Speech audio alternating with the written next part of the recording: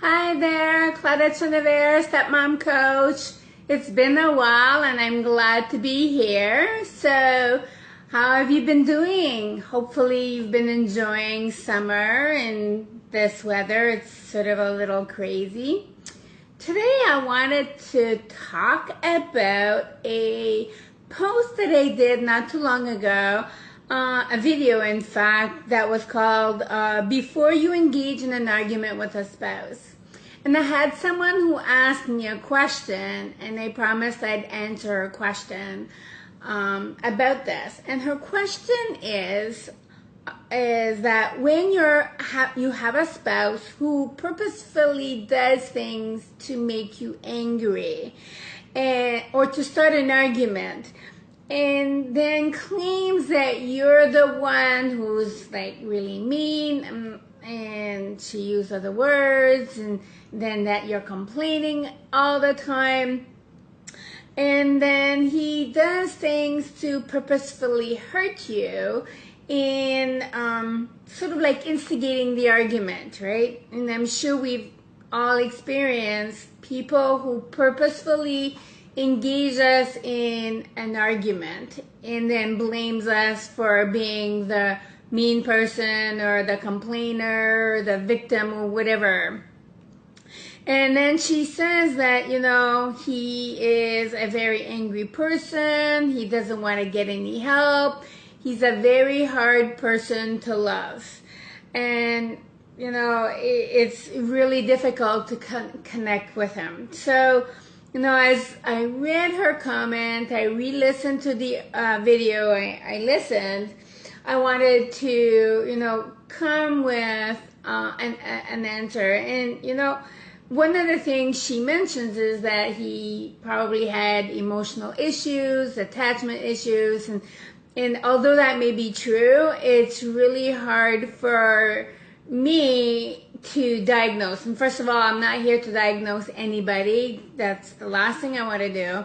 But the one thing that is important is to understand that we all have like a history, things that in our past has, influenced who we are today.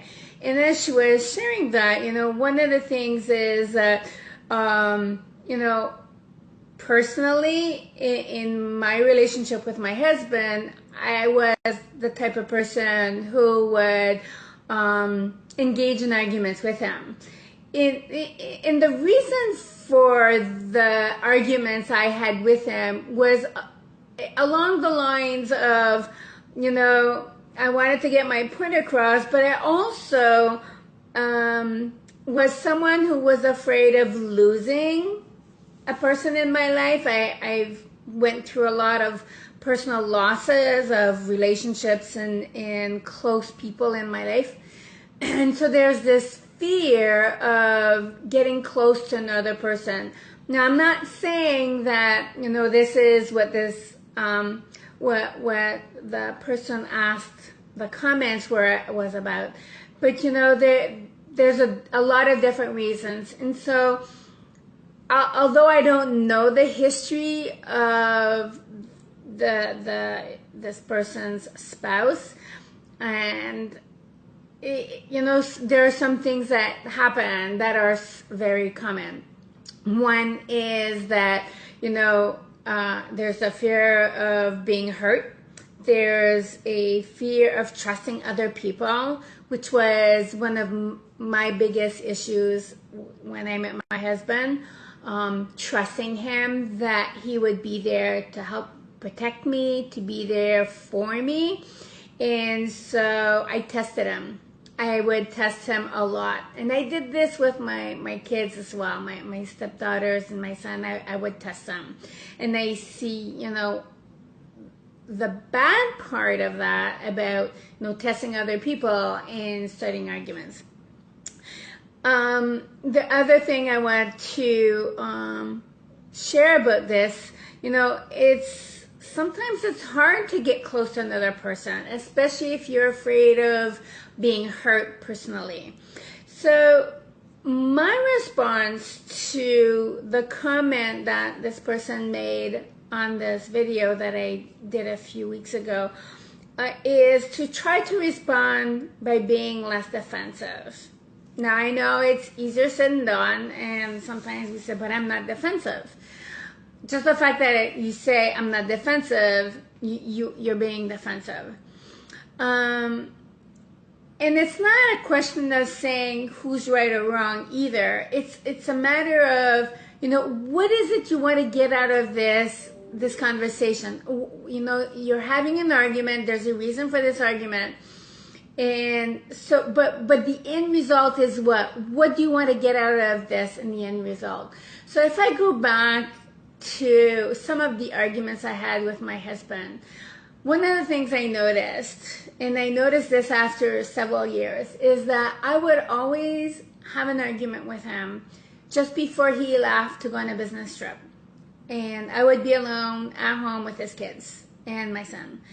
And, there was this feeling of, you're leaving me, I'm going to be home, I'm all by myself, I have all of this over or extra activities or duties that I have to take care of, I'm going to miss you, and so I'm going to start an argument before you leave. This is really ridiculous to think like this, but it's not that uncommon where people will start arguments to avoid feeling sad, to avoid feeling hurt, to avoid feeling uncomfortable.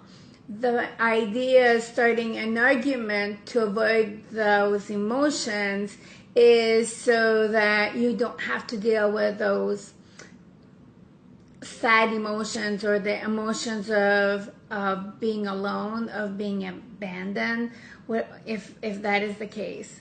And sometimes people are just mean, and the reason they're mean, again, there is something really hurting them. And so whenever coming to this conversation and trying to not be defensive, I know it's easier said than done, but being defensive will only escalate the problem.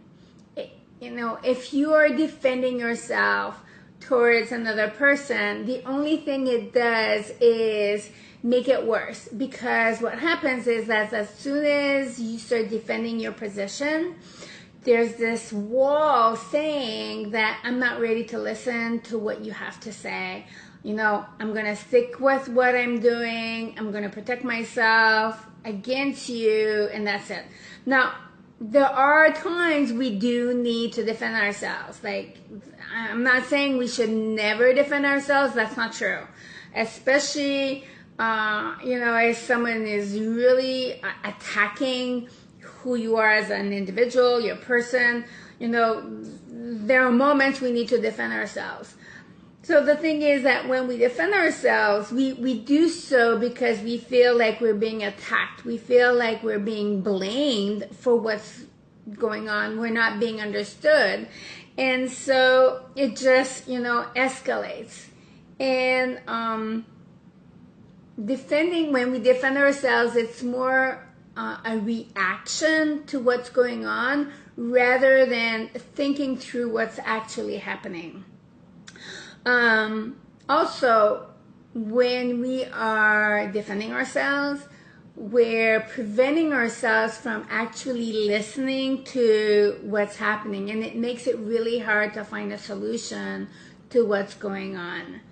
And the other thing is that we can't not defend ourselves. We can minimize it, but it's impossible for us to really come and say, okay, in an argument, in a heated argument, to not completely defend ourselves. So the best way to do this is to approach it, with some thought, some calm, if you can do this, and obviously practice.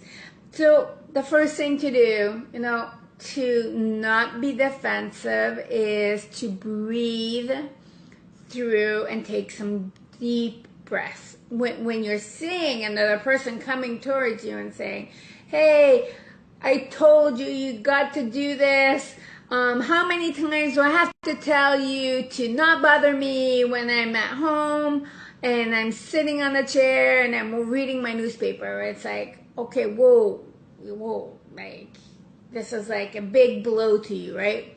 So this is the moment, instead of reacting, where you could say, hey, you're such a jerk, why are you talking to me like this?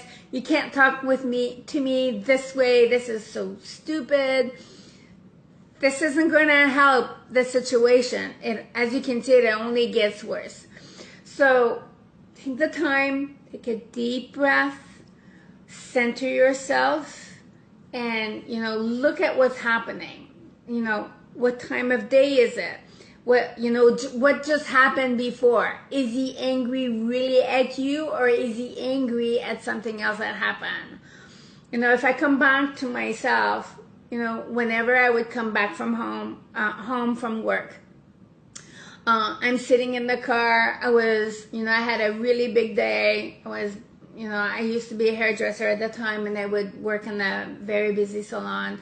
And so I'd hear a lot of people talking and a lot of noise, and it was a really rush, and then I'd be in traffic. So I'd get home. The last thing I wanted to hear was someone tell me, the kids didn't do this, or the kids would tell me, oh, so-and-so just, played with my stuff, or so-and-so just made me, spilled juice on my homework or whatever. Or, I would hear someone say, how come the dishes aren't done? What's for dinner? I'm hungry right now. So those are all things that, really make you want to react to being in the argument. So the one thing to do is, again, as I said, look at what's happening, look at the situation, what just happened before this argument is blowing up, So it could be, it's not about you, but about what's happening in the place. Maybe your partner, your spouse, or the kids are frustrated, they're tired, they're hungry, whatever it is. Then, look at it and say to them, I can see you're angry. I can see you're frustrated. By acknowledging what you just saw helps to diffuse some of the energy of the argument. Now, again, as I said, it's not easy, and it's not something that, will happen the first several times you do it. It may take a lot of practice. Like I said, sometimes I've been with my husband 26 years, and sometimes I even catch myself in an argument and was like, whoa, what just happened here? I reacted to what he said, or even my son or our kids. They'll say something, and all of a sudden I react. And I say, okay, whoa, just a second. What just happened here? Let's step back for a second and assess the situation. Okay, am I angry? Am I frustrated? Am I tired? Am I overwhelmed? And if it's not any of that, then look at yourself and say, okay, did I feel like he just attacked me? Did I feel like I've been demised and someone said like really mean things? Then say, okay, well, if that's the case, then say, you know what? I really don't appreciate the tone of voice you used with me. Do you mind, coming back to me with a different tone of voice? So that's a way of, helping to diffuse the argument without being defensive.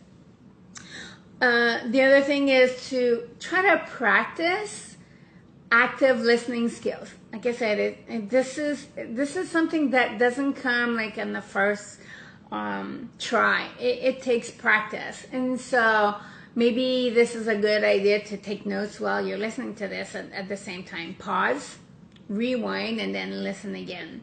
So things like, as I said earlier, expressing like, I see you're angry. Can I help you with something? What is happening that you're so angry at this moment?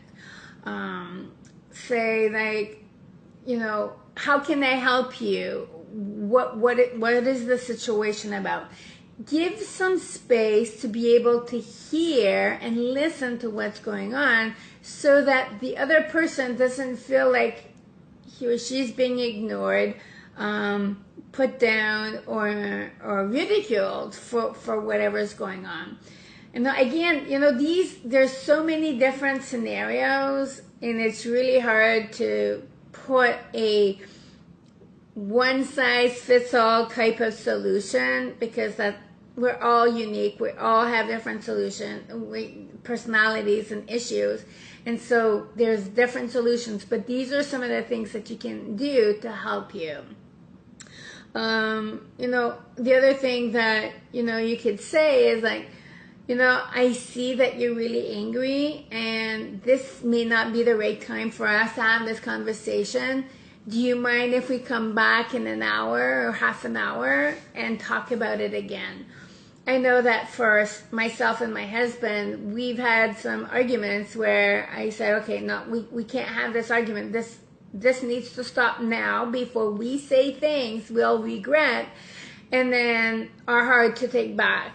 And so let's take a break. We'll come back in a few hours and discuss this when we're calmer. And sometimes it's hard. I'll admit that I'm the one who may not always want to take a break because I need to have my point across. But I've also learned that, if I don't take that break, if I don't cool down a little bit, then it makes my relationship with my husband that much more complicated. Now, you may say, like, why is it that I should be the one taking care of this, and why am I the person who needs to take action and do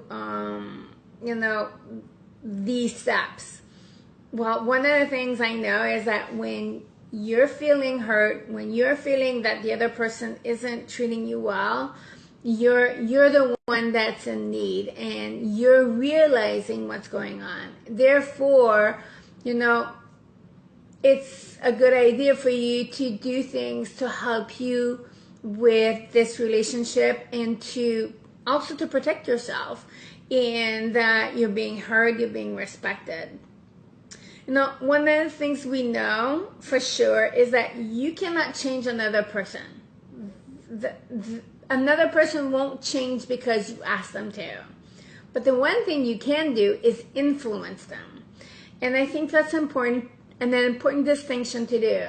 And we influence other people by the way we behave and our reaction to them.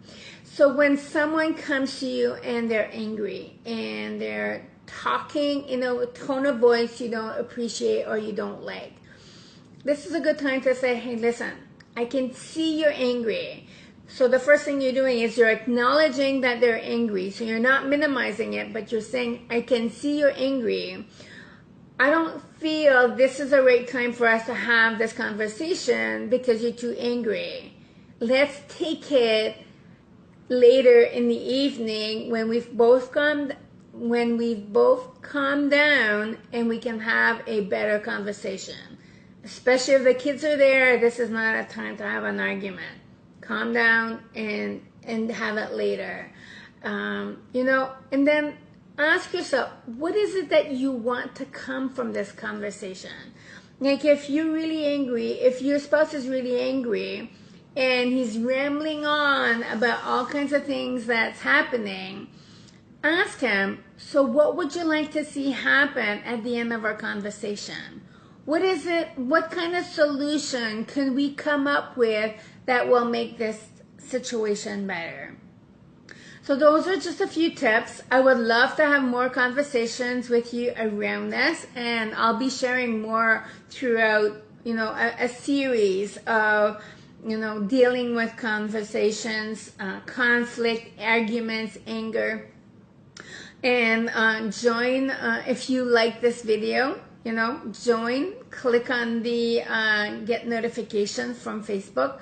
Also, go to my YouTube channel and just do hashtag Stepmom Coach, and you'll be able to get more notifications on other upcoming videos.